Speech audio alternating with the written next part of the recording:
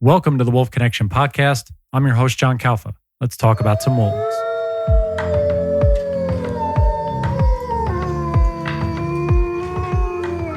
On this episode of the Wolf Connection podcast, we're trying something a little different. My co-host, Steven, is joining us from Durango, Colorado. And on our guest today is Rick Lamplugh. He's an author and a wildlife advocate, joining us from Gardner, Montana, with all the rest of the crew up there, checking out the north part of Yellowstone National Park. Rick, thank you for taking the time to talk with both of us. How's everything going up in Gardner? Oh, things are going pretty well. I wish we had a little more snow.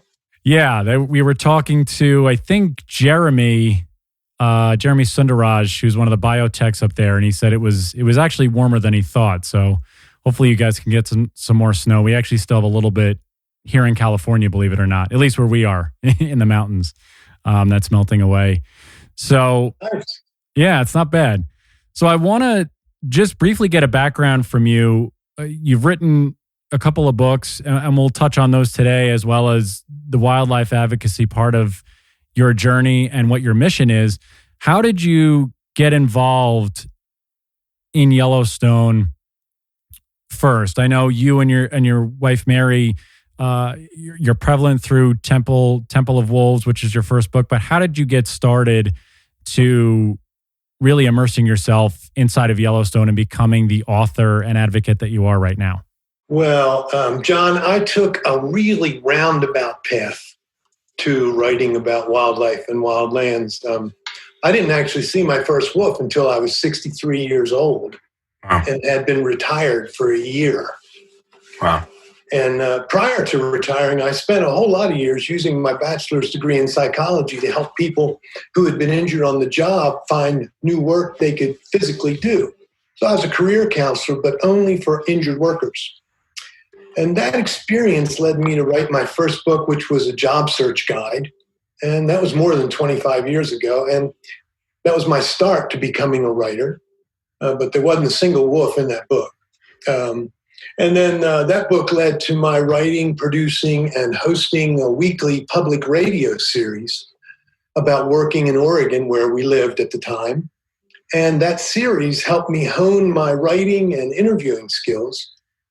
And then I went on to earn a master's degree in business administration, an MBA. And I used that to work with small businesses and help them succeed. It wasn't until just before retirement that my wife, Mary, who you mentioned, and I discussed what we would like to do when our time was finally our own. I mean, we're both really physically active. We love to hike and ski and canoe and bicycle, and we had spent a lot of time in Yellowstone doing that. And we decided that once we retired, we wanted to spend more time in Yellowstone. And that led to our applying to live and work as volunteers during the winter at the Lamar Buffalo Ranch, right in the heart of Yellowstone's wolf country. So my journey with wolves and wild lands actually started almost to the day 9 years ago. Wow. That's, like you said, very roundabout way to get there. What did you find with your studies in psychology that you could relate to the way that, you and Mary and some of the individuals that you worked with can really relate to how people have this sort of bond or connection with wildlife or wild lands? As how can you feel that there's a relationship there at all from your professional background to now your author and your advocacy work? Yeah, there are actually two things. That's a great question, John. And actually, there's two parts to my answer. The first part is injured workers in Oregon, where I worked, that workers' compensation system changed over the years, and injured workers had to really fight for every possible benefit. And so they were underdogs. Okay, does that sound familiar? And so my job really was helping underdogs get just basically what should be coming to them. Not a whole lot different than wolf advocacy. And then the second thing about the psychology background, One of the moments I most remember about when we would take groups skiing or snowshoeing out past the ranch and up to Rose Creek, up to where the first wolves were penned before they were released. And when we would take people into that pen, some people actually broke down in tears. And I couldn't help, standing there watching that, getting shivers, not from the cold, but from seeing their emotion. It really struck me how powerful wolves are, even when they're not present. Yeah, just to have that, really that visceral, that energetic reaction. We see some of that happen here at Wolf Connection, where individuals or a group will come here for a hike and a tour, and the first thing they really hear are the wolves howling. So they don't physically even see the wolves or the wolf dogs on the property. They hear that, and the reactions that people have, really hit the spectrum of emotion. And it's really interesting.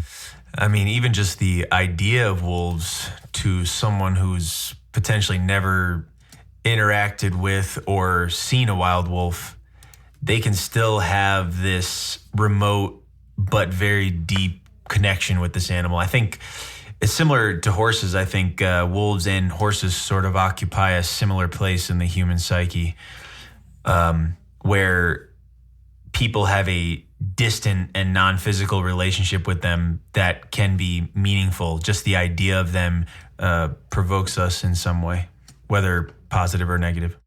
Yeah, I agree with that for sure, for what both of you are saying. I'd see that same kind of reaction when people would see their first wolf through a spotting scope. The excitement was just palpable.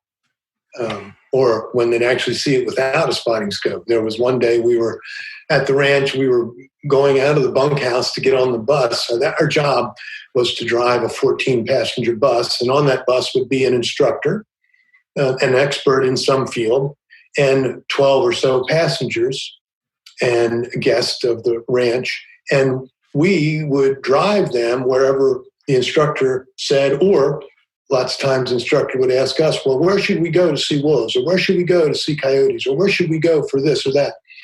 We'd take them there.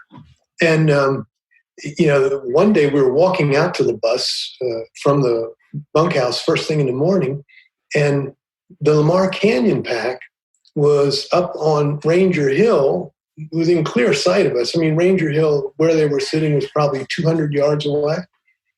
And then down on actual the northeast entrance road that goes right in front of the ranch, the Molly's wolf pack was walking by. So standing there silently in this group of about 15 people, we saw probably 35 wolves, a third of the park's population at that time right there. So you can imagine the excitement of that. Yeah, I can only imagine what, like you said, the emotional reactions, the physical reactions as well, for people who have, a lot of the times from what we've discussed on this podcast, these are on people's bucket lists. This is a thing that they want to see a wild wolf. They want to go to Yellowstone and see the wolves, and you've fully immersed yourself in that. In the first book, I know it was only a winter. I know the second book, which was deep into Yellowstone, that was a full year. So I know prior to us starting the podcast, we had talked about your experience in Lamar Valley, and you had suggested, which I think is a great idea, if you want to read, there's a chapter that you really discuss it really encapsulates your entire vision of what this was. And it's the first chapter of in the Temple of Wolves. I know you want to read that, so I'll hand the floor to you, and this will kind of give everybody a background and really just a vision of what Rick was involved with. So Rick, the floor is yours to share that with everyone. So, yeah, I'm really happy to read this chapter. I try to read this chapter whenever I do presentations, whenever I'm speaking to groups, because it's so sensory and it gets, people just get right into it. And it's also one of the favorite chapters that I've ever written. It's called Hunger and Delight. In the middle of the night, I slipped from the warm log cabin into the below zero temperature outside. I pulled the door closed, hoping not to wake my wife, Mary. Still, the click of the latch resounds in the silence of the wild. I crunch onto the ice and snow-covered path, excited to be alone with the night. Frigid air freezes my nose hairs and burns my lungs. A full yellow-orange moon, dark craters obvious, turns scattered clouds tangerine. Though I wear a headlamp, I leave the light off. I don't want my vision trapped in a narrow bouncing cone. Instead, my eyes adjust to reflected moonlight as I meander toward the bunkhouse, scanning for bison. A herd surrounded our cabin yesterday, swinging their massive heads side to side, bulldozing through snow, hungry for dried grasses that provide the nutrition of an empty cereal box. Mary and I, kneeling on our bed, watched and whispered and pointed, our smiling faces pressed against cold window panes.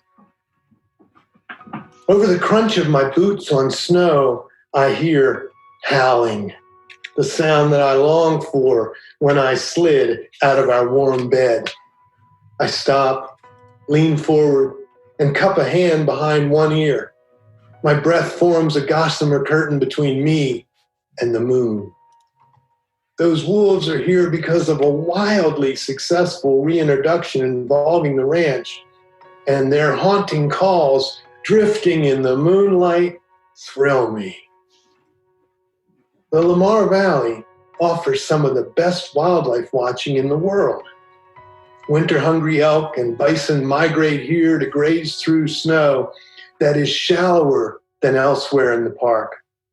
Wolves, coyotes, and mountain lions stalk the grazers, while eagles, ravens, and magpies wait to scavenge. The snowy backdrop makes this saga of death and life easy to spot. When I reach the moonlit road, I turn east towards Silvergate. Like the bison, I walk the middle. The road is not plowed after dark. Tonight's snow is unmarred by car tracks. But I follow a trail of wolf tracks, some as large as my hand with fingers spread, hoping for a sighting. But that's unlikely. Wolves want nothing to do with humans. If wolves are nearby, they will catch my scent or hear me and vanish like spirits in the night. I shake my head with longing.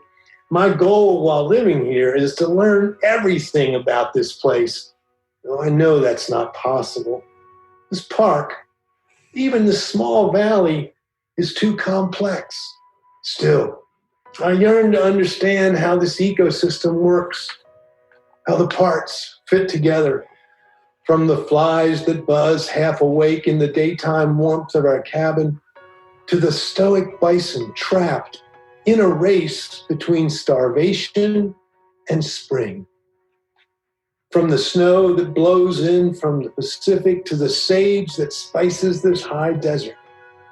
From the wolf packs that hunt as well-oiled machines to bring down elk, to the incredible variety of beetles that scour the bones after the other scavengers are gone. What is the science behind this majesty? The setting moon kisses Specimen Ridge. A breeze rustles the cottonwoods. Rose Creek murmurs. To the west, another wolf howls, a sustained bass. From the east comes a wavering alto reply. February's breeding season is just around the corner, and the wolves that live in the park are staking claims on mates and territory. I feel such love for this place that tears well up. And that's not good in bitter cold. I wipe the corners of my eyes and release a long sigh. My breath mingling with the creek mist. I close my eyes. I've only been here 3 days, and I'm already afraid that 3 months isn't long enough. I open my eyes, turn back toward the ranch, gaze at Druid Peak, and gasp as a meteor disappears behind it. I start walking and smile at my puffy, downclad shadow, stark against glistening snow, accompanying me down the road, past my tracks, intermingled with those of wolves. I'm chilled and longing for the warmth of Mary and the cabin. But I stop when the howling starts again. Soft at first, like the call of a single owl. Then other distinct voices join, different tones, different textures, a wild chorus of hunger and delight. Wow. What I will say this, because I finished this book, Rick, and what I love that you did with this, and from my understanding about reading the background behind this book, is that I feel like I'm with you, and these are your journal entries. And I love that about it, because it's a different way of writing than I'm used to reading, especially in nonfiction. So I enjoy these stories. You have beautiful stories about bison, about ravens, and you really sort of encapsulate the park inside of the wolf majesty, but really like you said, the entire ecosystem. And I love that you did that. And we'll touch on this, and then we'll move to a couple other things, but what was your thought process behind making this whole immersive experience? Well, I think it's important to tell you that I didn't volunteer there to be near wolves or to even write about them. I really knew very little about wolves. And what I did know was a product of myths. But I am a curious guy, and I have a very open mind. And that first winter that I just read about really helped me start seeing the reality of a wolf's life. So, for example, I learned to identify specific wolves and discovered with amazement the distinct personalities of some of them. And I observed wolves interacting within their pack, and I watched rival packs battle over food or mates or territory. And I saw how wolves changed the behavior of elk. And I listened to so many experts describe in depth what we saw every day. And, that experience, slowly I began to understand how essential wolves are. Not just in Yellowstone, not just in the Rocky Mountains, and not just in the Great Lakes region, but wolves are essential wherever they're allowed to live. So some evenings I'd return to our cabin at the ranch, literally exhausted from a day of watching and learning. And I'd journal about what I had seen or heard or felt or wondered. And as the winters added up, I found myself wanting to learn even more about wolves and about Yellowstone. And I read books and journal articles, and I interviewed experts. And, eventually all of that came together in The Temple of Wolves, in the subtitle, A Winter's Immersion in Wild Yellowstone. But I don't think the book would actually happen without one more thing. And so each winter at Christmas, Mary and I, from our adventures from that year, we'd write, both of us write and photograph. So we'd put together a little journal with pictures and journal entries about whatever we had done. Whatever 2 or 3 week adventure we had done, we would go on self-supported bicycle tours for 400 or 500 miles, or we'd go deep into Montana or into the Yellowstone. And we'd give this as a Christmas gift to friends and family, our little books. And when I did that for In the Temple of Wolves, I did this with only my journal entries, but both of our photographs. And this was the first time this was probably the 8th Christmas we had done this with different books. And this was the first time that anybody ever said, wow, that was pretty good. So I was like, oh, oh, well, maybe I'll turn this into a book. And, it evolved from there. But it was literally because, it started out as just a little Christmas gift, just the journal entries, basically. And once I got that feedback from friends and family, I said, oh, gosh, maybe I can just keep going with this.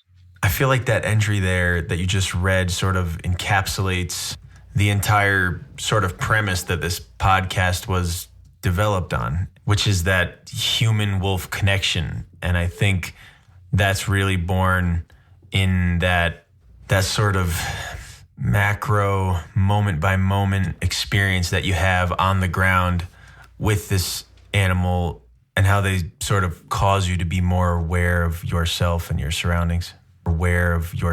your surroundings. Well, yeah, and that first winter was literally filled with wolf sightings. We were incredibly lucky. As I mentioned, the Lamar Canyon pack, we saw them almost every day. There were some mornings where we'd come out of the bunkhouse after having breakfast and the sun would just be hitting Ranger Hill right beside the ranch. And there in the sun would be the Lamar Canyon pack just sitting there sunning themselves, warming up after a long, cold night. And as I mentioned with the mollies, we saw other packs as well. We saw lone wolves. And what all of that did was, I went there with these myths about wolves in my mind, and all of what I saw and heard and learned helped me start seeing beyond myth and beyond fantasy. And the thing that I came away from with that, all of that, the 3 winters there, was that, wolves are not here to attack us, and wolves are not here to befriend us. Wolves hunt, mate, they raise their families, they protect their territory. Everything else we put on them. Basically wolves are surviving. And they do all this in a harsh environment with really little room for error, even in a national park. That's what I came away from that first winter with. And you had such beautiful things to say about Rick McIntyre, because in that first book, he was still, I believe that that Temple of Wolves was published, I believe, in 2014. So Rick was still working at the park. How was that bond that you two formed, even if it was, a meeting here or there? He really seemed to stick with you. I believe you called him the Archbishop giving a sermon in a couple of different, which I found comical. And he was such a great interview. Please go ahead, talk about that. Well, when I decided to call the book In the Temple of Wolves, then calling Rick McIntyre the Archbishop was just, a perfect comparison. I understand he wasn't all that crazy about that. He never told me that, but I heard that from other people. I don't know. But my relationship with Rick McIntyre wasn't really any different from most people have with Rick McIntyre. Because I worked for Yellowstone Association, when we come up with a bus, if Rick was available, he would come over and talk to the people. And that's where I'd hear, his storytelling, which is just spectacular, especially when you're out in Yellowstone on the side of the road, watching a pack of wolves, and he's telling you this incredible story about their history and their relationship with one another. There is nothing that beat that. I mean, that was really the best. And some evenings he would come to the ranch and he'd talk to groups. When after we'd all had dinner, we would bring in guest speakers periodically, and he would be a guest speaker, and he'd come in and again tell these stories in his soft-spoken way. People were just, when we said, "Oh, Rick McIntyre's coming," it was like people would go, "Oh, great! I can't wait!" I mean, it was really quite lovely. So I'm so glad that his books are being so well received, and he deserves all the accolades that he gets from them, all the years that he put in to watching wolves, learning about them, advocating for them, speaking for them along the side of the road. Nobody Nobody in Yellowstone compares to that. So when you take this information from Rick, from all these other places, how do you transition, or how do you go from observer, volunteer to now becoming an advocate? And how do you give that information out in a way that can be received by people on both ends of the spectrum about wolves? When you say both ends of the spectrum, you mean people who are pro-wolf and people who are anti-wolf? Yeah, meaning that there's always the wolf has been such a politicized and really such a vilified animal from hundreds of years ago, as you said, with the myths and the legends and the fables and things of that sort. So I know Rick and a lot of the individuals at Yellowstone have to have that balance of how to disseminate all the information they have there. So how does that work for you when you're trying to take on that task as well?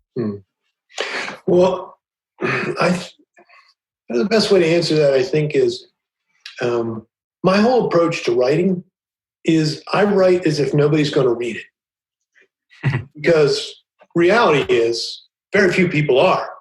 I mean, both In the Temple of Wolves and Deep in the Yellowstone are Amazon bestsellers. But that doesn't mean much in terms of total number of people who will read those books.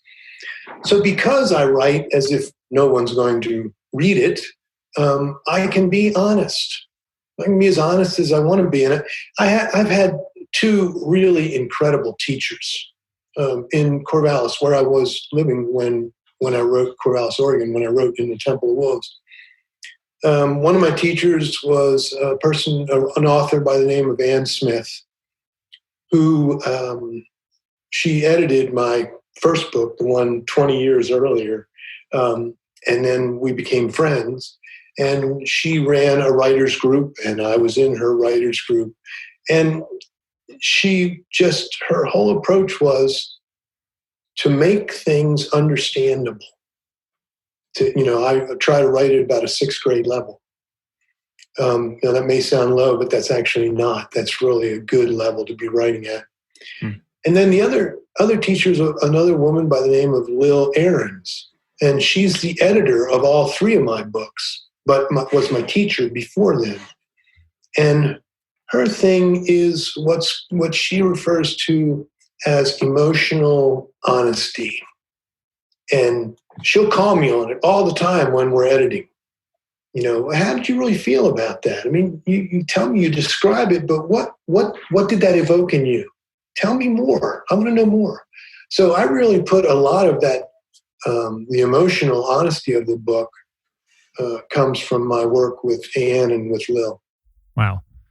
So as you move through this, and we get into sort of the advocacy part of it, at what point, when you're volunteering at Yellowstone, you've put in these winters and these full seasons, when did you start to turn and say, I really want to advocate for wolves, both in my writing and then out as just as an advocate in general? Well, if you don't mind, John, I've got another short piece I'd like to read that I think really answers that question. That's fine. Yeah, go for it. Okay. Let me, this is called 755's story. In December of 2012, Mary and I were home packing for our second winter when we learned of the shooting of the famous wolf known as 06. She and her Lamar Canyon pack had drawn us into the world of wolves during our first winter. And we were shocked and saddened by the loss of this powerful alpha to a trophy hunter. Next came anger at such senseless killing. And finally came the sickening realization that one bullet may kill the entire Lamar Canyon pack. The shooting of 06 left her pack and alpha male 755 outside the park with breeding season just around the corner. Though his drive to reproduce was strong, he had a pack full of females. that he would not mate with since they were his daughters. He left his family outside the park, returned to Lamar Valley, and chose a female from a different pack.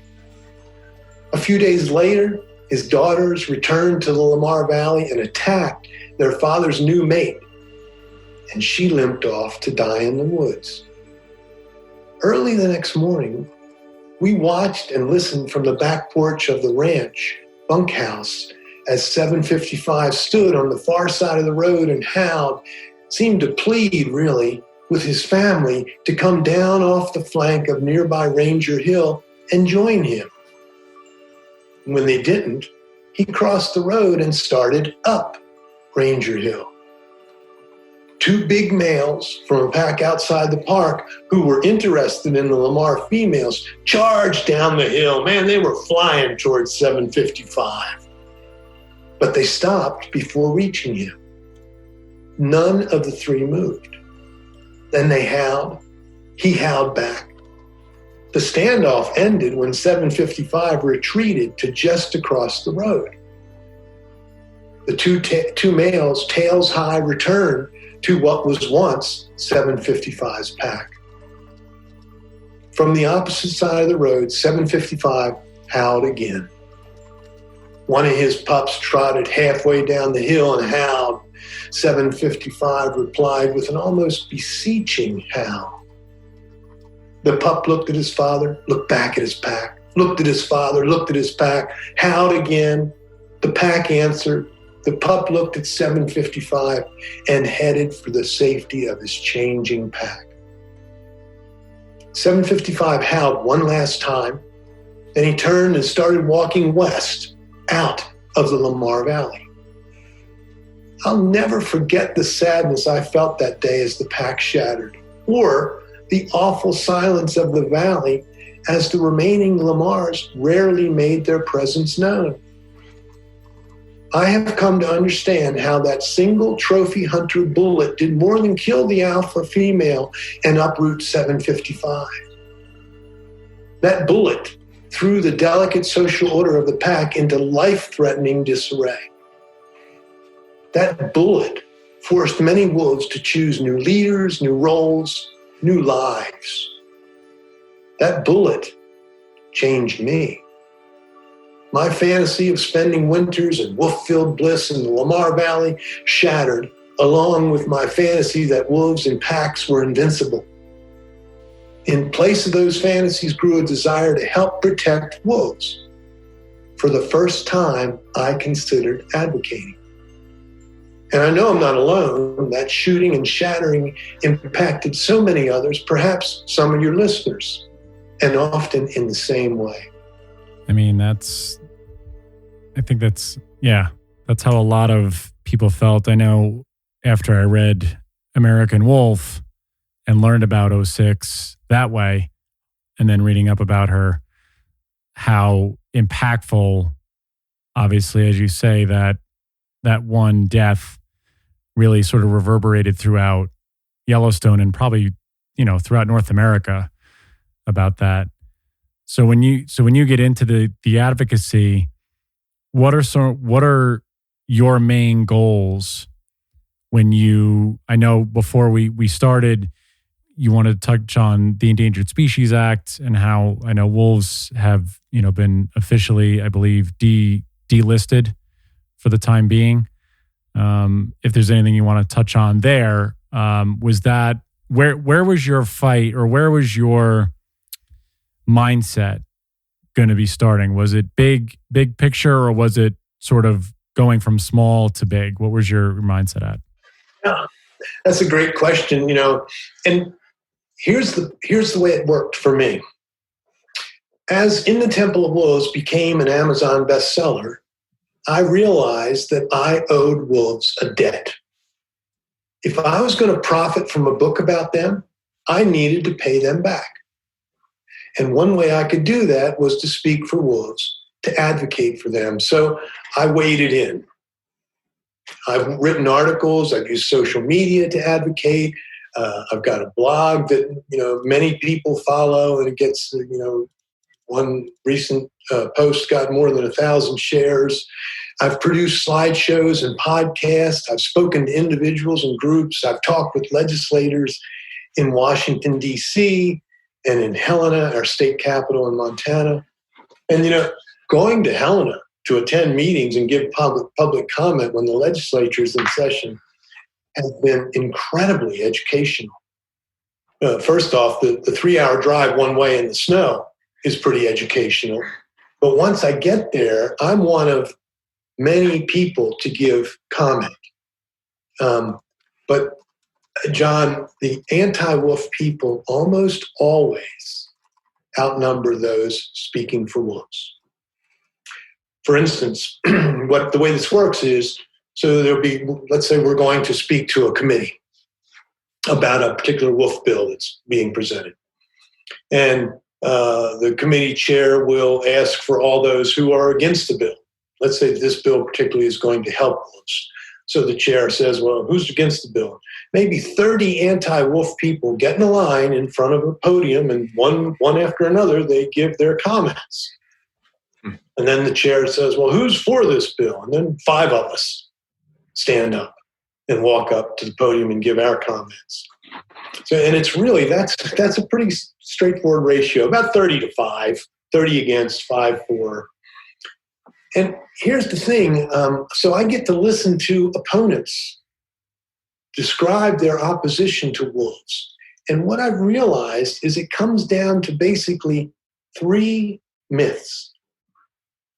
So as a writer, I've taken a lot of time to fact check each of these myths, and I literally fact check them every year. And I'd like to share those 3 myths with you, and please feel free to stop me, ask questions, whatever. I don't want to rant, but I do want to share them because I think they're important, and any wolf advocate should know these 3 myths. The first one is that wolves are dangerous to humans. So there is just no support for that, realistically. The statistics are, remember I have an MBA, so I get into numbers. And the statistics are that the wolf attacks, there have been 2 in the last 75 years in North America where wolves have killed humans. 2, 75 years. 1 in Canada, 1 in Alaska, none in the lower 48. So let's compare that to something else. How about dog attacks? In 2019, the most recent year I can find, 48 people died. 48 people in 1 year died from dog attacks. How about hunting accidents? About 75 people die each year in hunting accidents. I don't hear anybody saying, let's ban hunting. Bees, wasps, hornets, their stings kill around 60 people each year. And again, there's never been a death from a wolf attack in the lower 48 in 75 years. So that's the first myth. So let me stop you. So when we go through the first myth, right? What are when you, like you say, if you're educating, what are some of the points that are brought up to educate, not just the numbers, but what are some of the ways that you, like I said, you try to educate those who look at that viewpoint? Do you mean, let me make sure I understand your question. Do you mean, how do I try to educate people who are against wolves and who believe that wolves are dangerous? Yeah. So what are just 1 or 2 things that you try to, right, that you just sort of look to counterpoint what you just said, right, for those people? Go ahead, Stephen. What are the comments that group of folks is presenting to warrant the anxiety they have about wolves on the landscape as a threat to human beings? Well, I've heard comments like, I'm afraid to go out for a walk because there are so many wolves. That's absurd. I'm afraid that the wolves will attack my children at the bus stop. There were some wolves right near the school. I mean, these are comments I've heard at public hearings where people go to testify one way or the other about wolves. When I hear those comments and talk to people who feel that way, it's really unlikely that I'm going to change their mind. Okay. There's a deep emotional reaction. Wolves carry more baggage than any other animal I know. While there's some researchers who believe that early humans during the Ice Age actually learned how to hunt by watching wolves. Right. And befriended wolves. And wolves befriended these humans, took what one writer calls a leap of friendship, and helped us. So wolves could bring separate an animal from the herd, and then a human could come in with a spear and kill the animal, save the wolf from having to do that dirty work and dangerous work. And then the humans and the wolves would share the bounty. So there's a theory about that. Because, of course, obviously nobody was around to see that. But then there's that's the positive baggage that you rarely ever hear. But then there's all the myths and the children's stories, the Little Red Riding Hood, the Three Little Pigs, all these, the wolf is always at the door, all these little phrases and comments that people use that are built into our culture. So I'm not going to change that. Realistically, I'm not going to change that. But what I look for is what politicians call swing voters. Okay? So I'm looking for people who,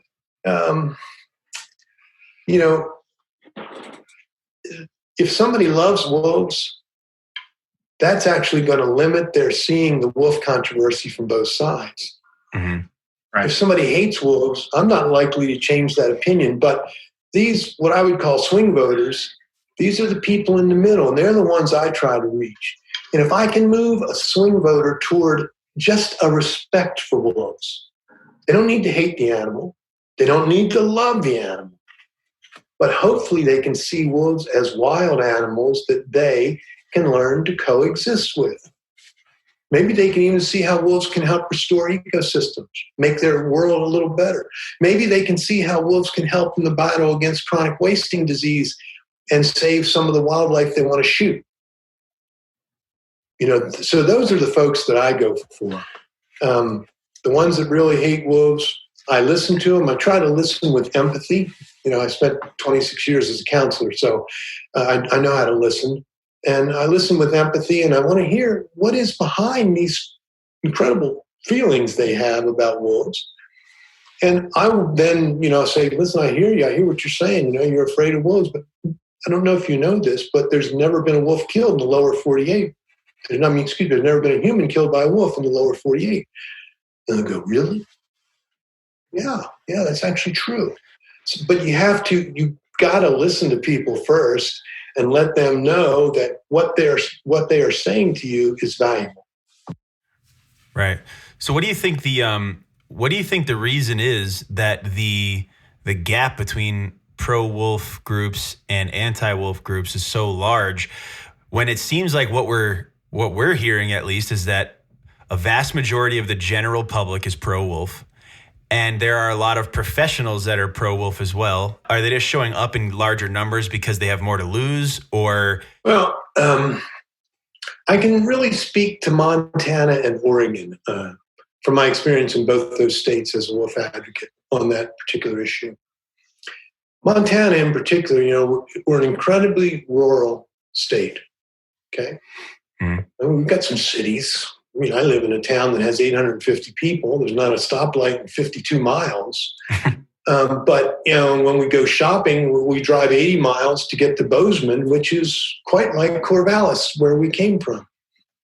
But in general, Montana is just a collection of wide open country, a whole bunch of little towns, and a couple of big towns. Now, here's where that becomes important. Because of the way our legislature is set up with the House, the State House of Representatives, those are folks from those local areas that really fill the House of Representatives. And they come there, they've got to represent the voters who put them in. And most of those voters are conservative and have a dislike or a fear of wolves or see wolves as really not belonging where they're ranching. So the legislator, when we go to the legislature to, work with bills, that's what we're dealing with. Is you've got a lot of representatives from rural areas that espouse conservative views, and they have to. That's the people who put them in office. And it's really hard to find people who support wolves in that situation. Mm. It's the same thing in Eastern Oregon. Eastern Oregon, the folks there feel like the folks on the western side of the mountains, which is where most of Oregon's population is, are telling them how to live. It's kind of like in Colorado as well, where the anti-wolf people in Colorado say, we ought to put some of those wolves over there on the east side of the Rockies, put them in the middle of a neighborhood, see how they like it. That's the same way a lot of Eastern Oregonians feel. And that's a real hard attitude to challenge, and the way that comes out is, what I hear an awful lot is that wolves plunder livestock, and that's actually the second myth. Mm-hmm. And again, you look at the numbers on that. There's Montana right now. Most recent numbers has 2,550,000 head of cattle. Mm. That's 2.5 cows for every single Montanan. Okay? There's another 220,000 sheep. So 2.75 million head of livestock. Most recent count of Montana wolves is 813. And there is no way that 813 wolves can make much of a dent in 2.75 million head of livestock. Mm-hmm. But I have had many people say to me, oh yeah, but that's true. But when it's your livestock they're eating, it makes a whole lot of difference. Mm-hmm. I get that. And I accept that.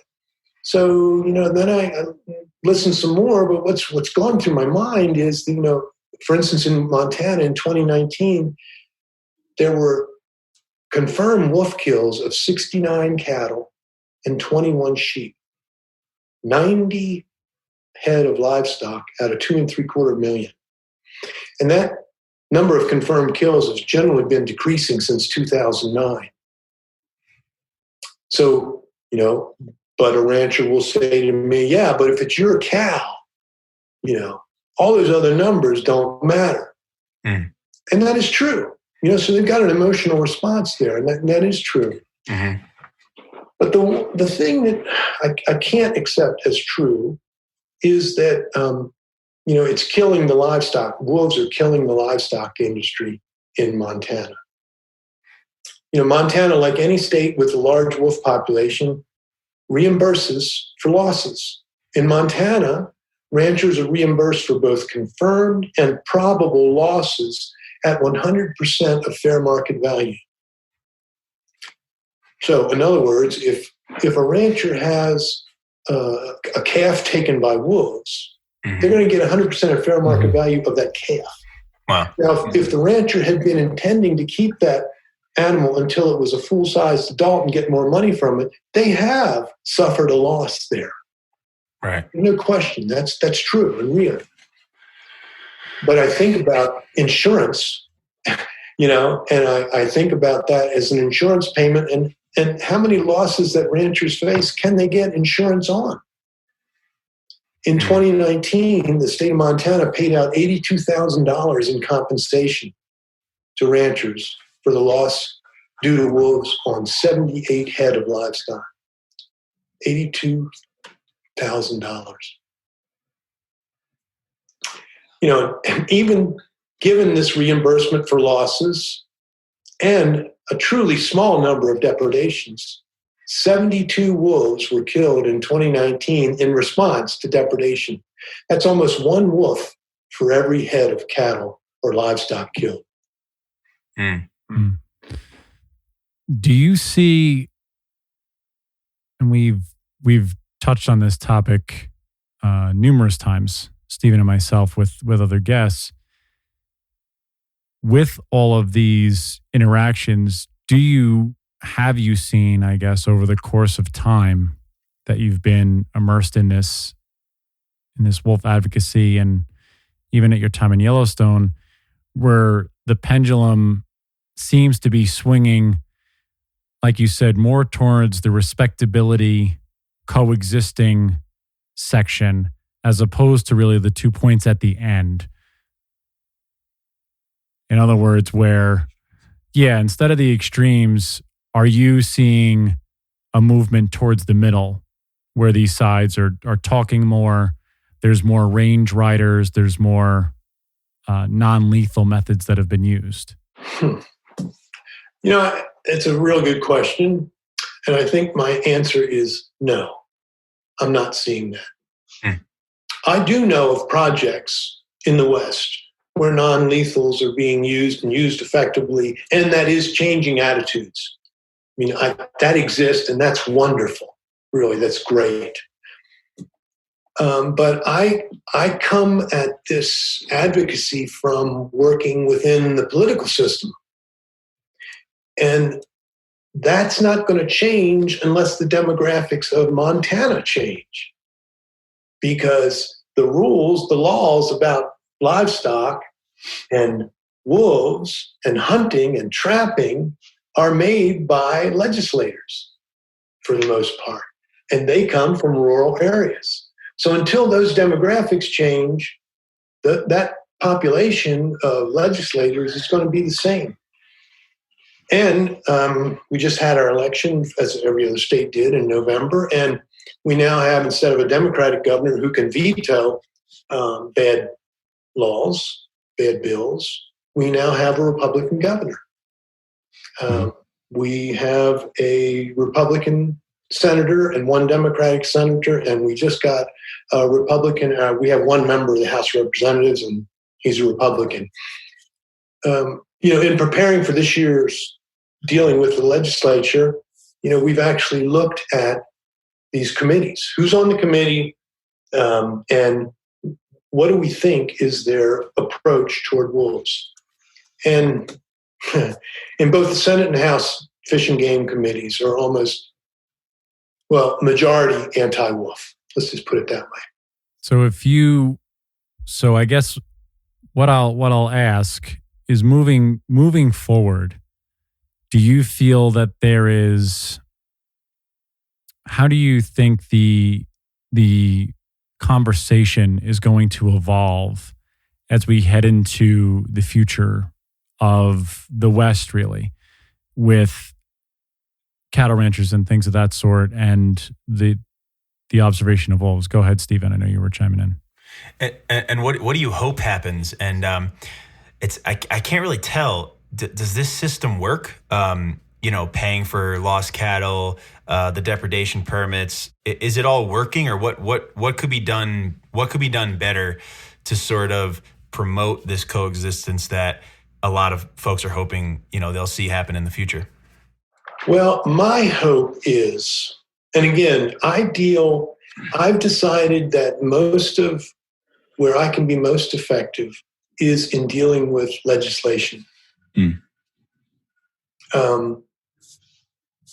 And so what works for me, and I work in conjunction with a couple other national advocates, and we work together as a team. And what works for us is trying to get other people to write personal letters, to write personal emails, to make personal phone calls to committee members, to legislators, to fish and game departments, and let them know that they're for or against some piece of legislation. And we've found great success with that.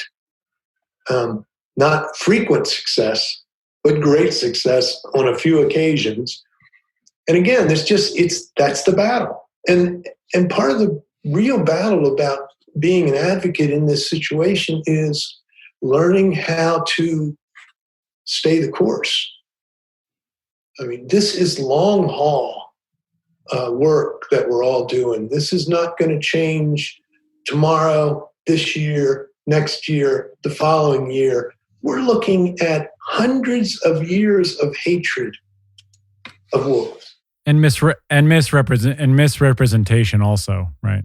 Absolutely. Absolutely. And we're looking at hundreds of years of that built into our culture. That came across the ocean with the first colonists. They came from Europe where most wolves had already been eradicated, yet they stepped off the boats hating wolves and immediately set to work getting rid of wolves. So, that's what we're dealing with here.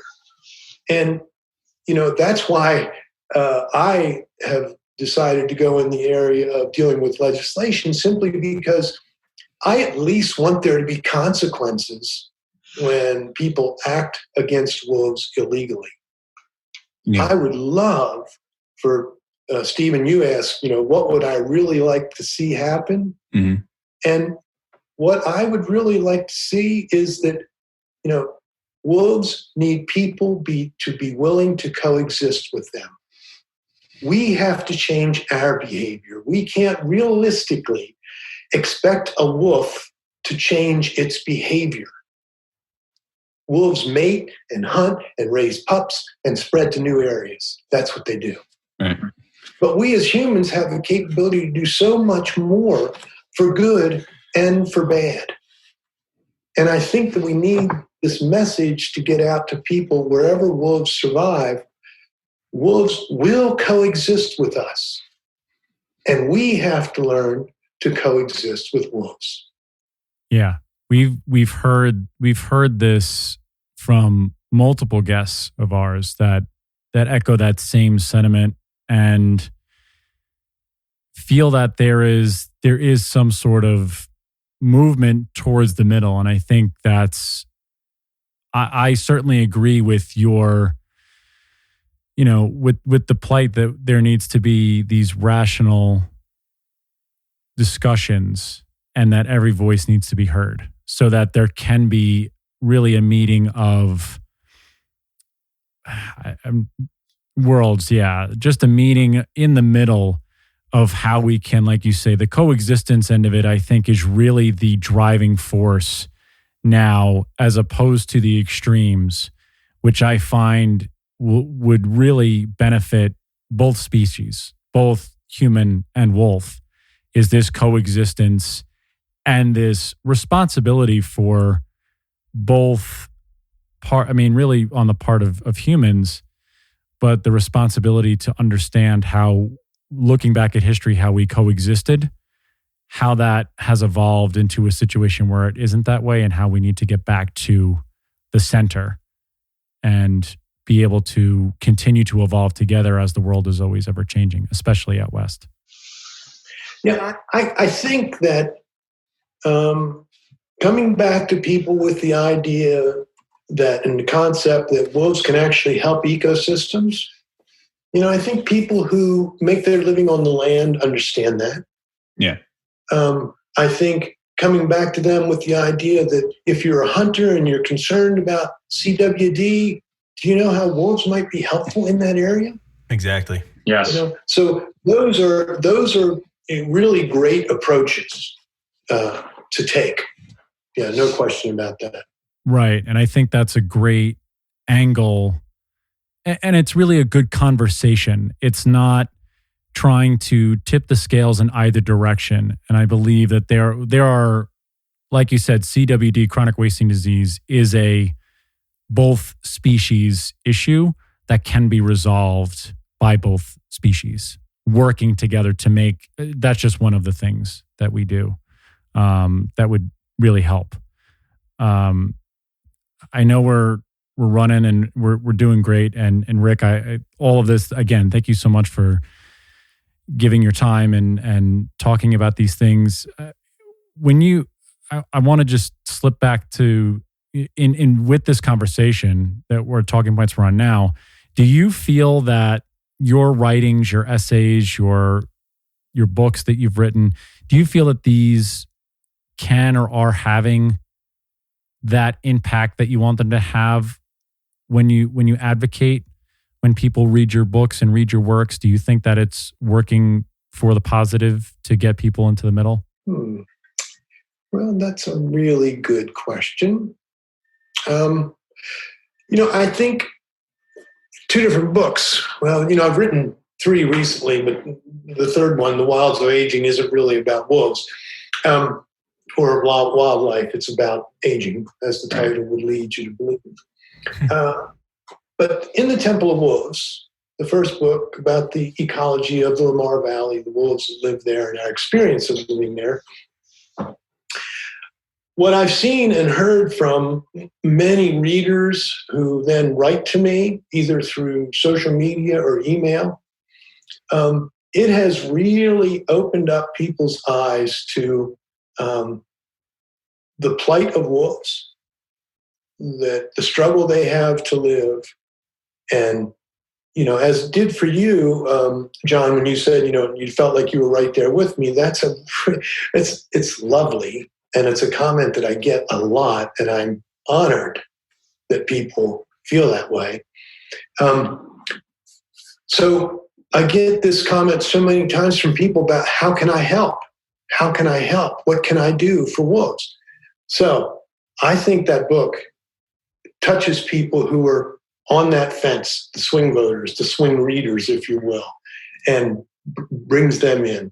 The other book, Deep into Yellowstone. So that's the one that I wrote during my first year living in Gardner. And I thought, when we moved from Oregon to live in Gardner, I thought, man, I'm just going to watch wolves and be in the park all the time. This is going to be so incredibly beautiful.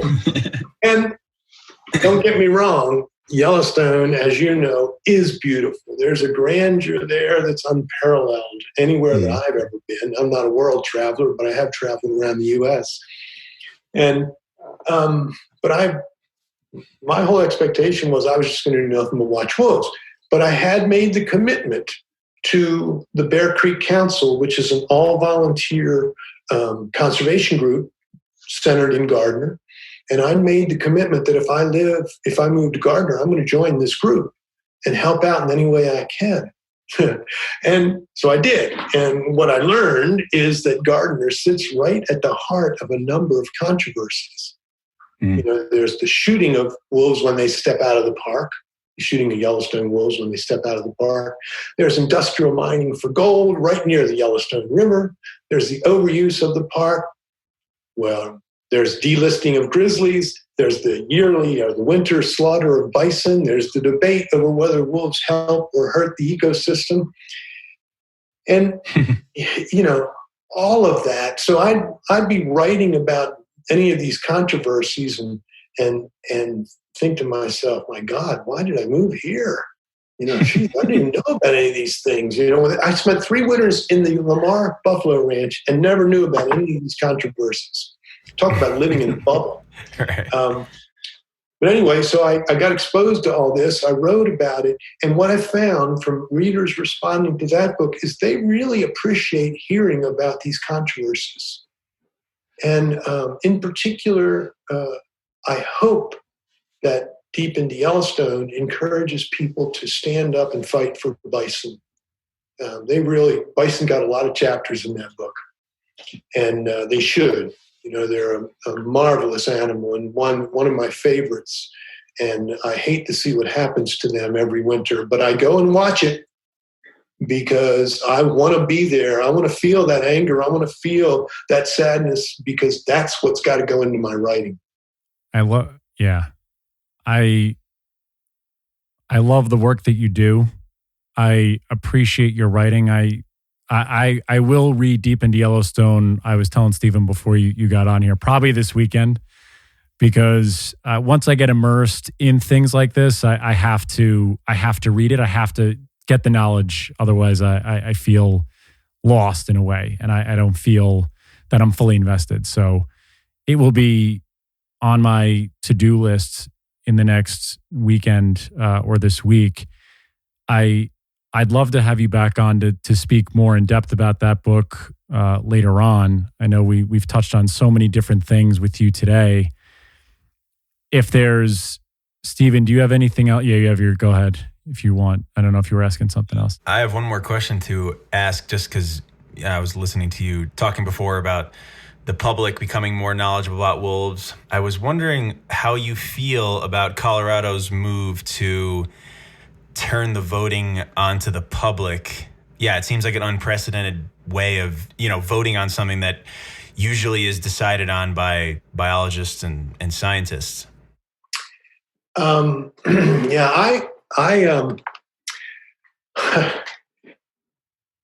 I wrote about this whole reintroduction of wolves into Colorado in support of it.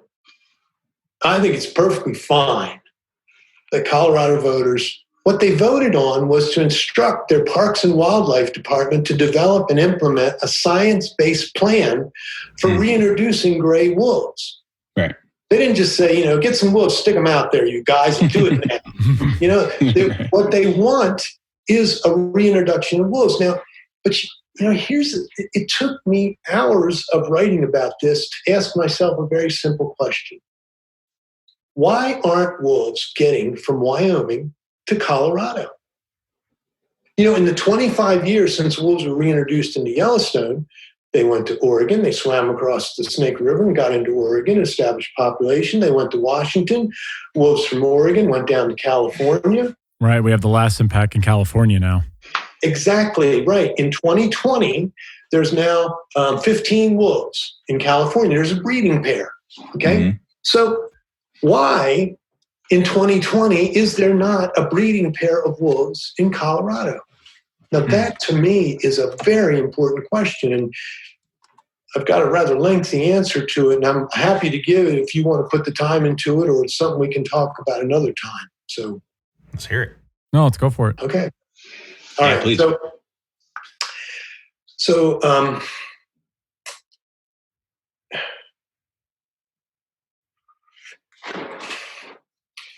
some dispersers did reach Colorado, but most of them ended up dead, poisoned, hit by a car, shot by a hunter claiming he thought he shot a coyote.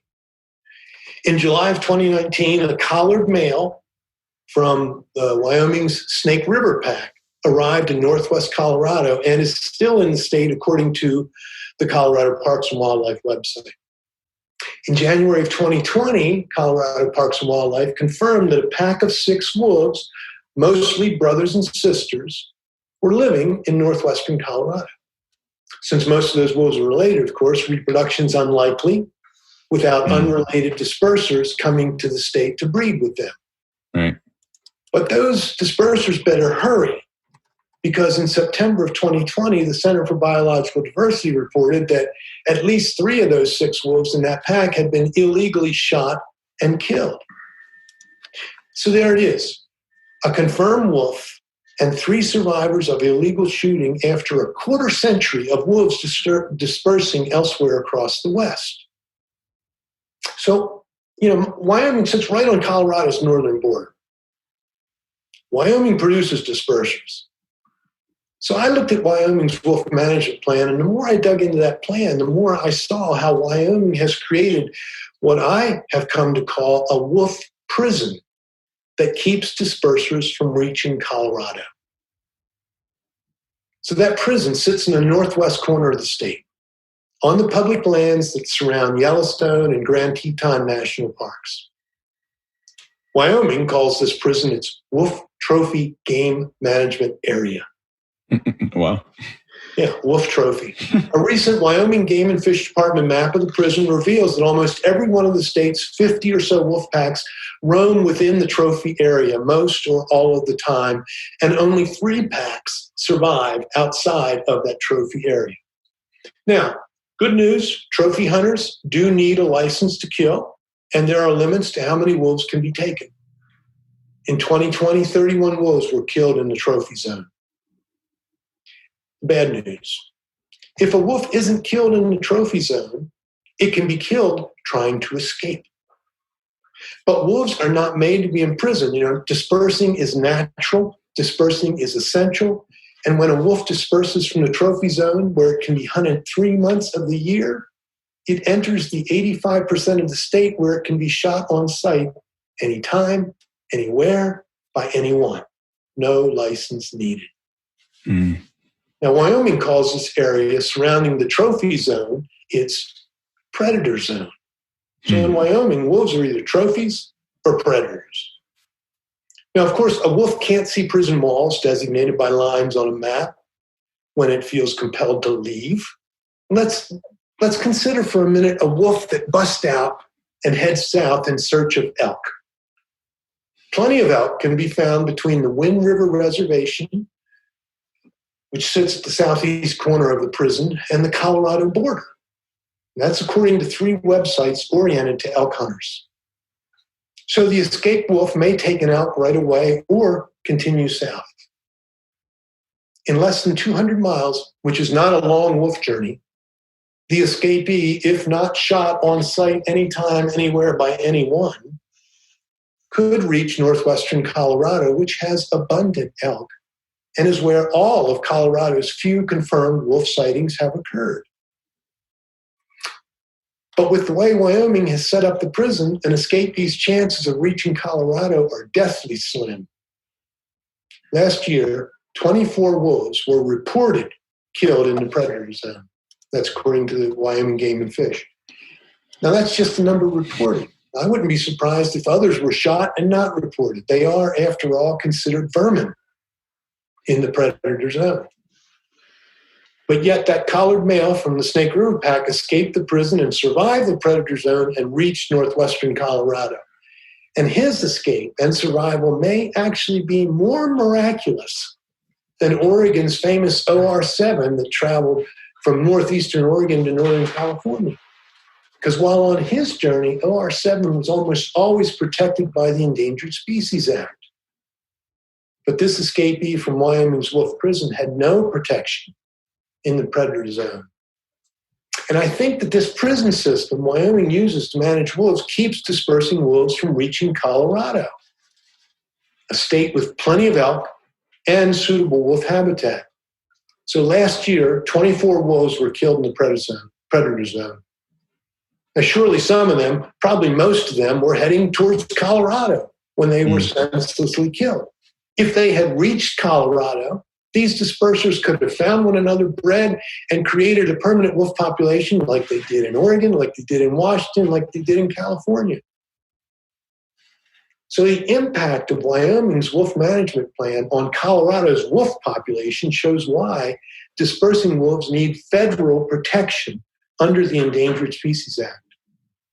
When management is handed over to individual states, one state's management approach can stand in the way of dispersing wolves reclaiming more of the species' lost habitat in another state, just as Wyoming's prison and predator zone has stopped wolves from reclaiming habitat in Colorado. So if they can't walk there, then bring them in with a truck.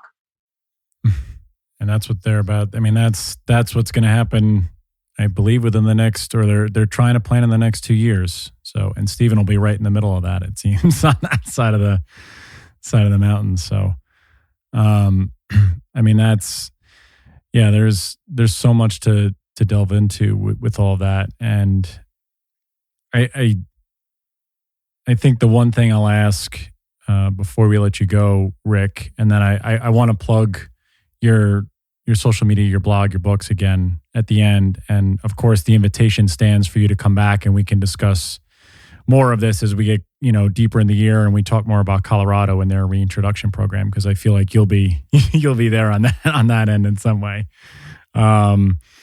When you hear the word wolf, what are some things that come to your mind? I think what comes to my mind is an essential predator with a right to live here. Beautiful. So I give the floor to you, Rick. Please, I know, so just so everyone, Rick has written 3 books, the 2 books that we were talking about today, In the Temple of Wolves, A Winter's Immersion in Wild Yellowstone, and the follow-up to that, Deep into Yellowstone, A Year's Immersion in Grandeur and Controversy, can both be found on Amazon. I highly recommend anyone who is listening to the podcast or who is a wolf or just a wildlife person to go and check these books out, purchase them. They're beautifully written. Rick, please tell everybody where they can find you on social media and where they can find some of your blogs and other works. So the easiest way to find me, I wish my last name was easier to pronounce and spell, like Rick Smith, for instance, but it's not.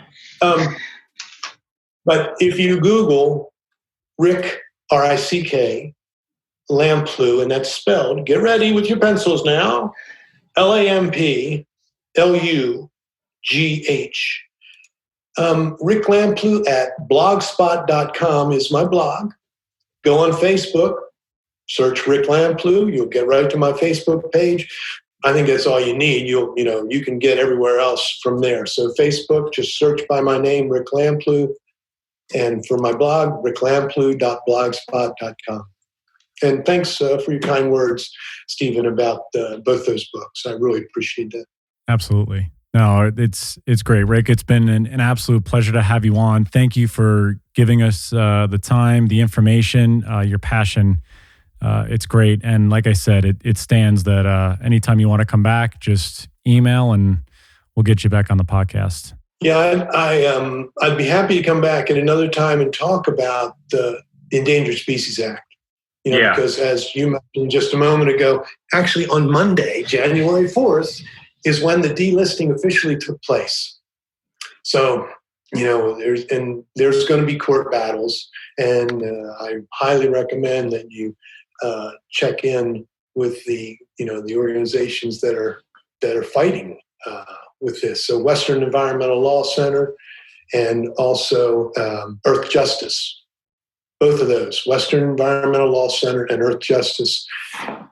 Check in with them, and I urge your listeners to support them financially because this stuff costs a lot of money. Yeah, we will direct everybody to that, and let's set up a date once we get off here, and we'll have you back on so we can discuss how things are going on that end. So, Rick, again, I would love to do a whole ESA episode. That'd be great. Yeah. I'd be happy to do that. Awesome. We will do it. We'll book it, and we'll have you back on. Rick, thank you so much. Howls to all of you out there. Thank you, Stephen, for joining us from Colorado. Howls to everyone out there, and we will speak with you next time. Bye, everyone.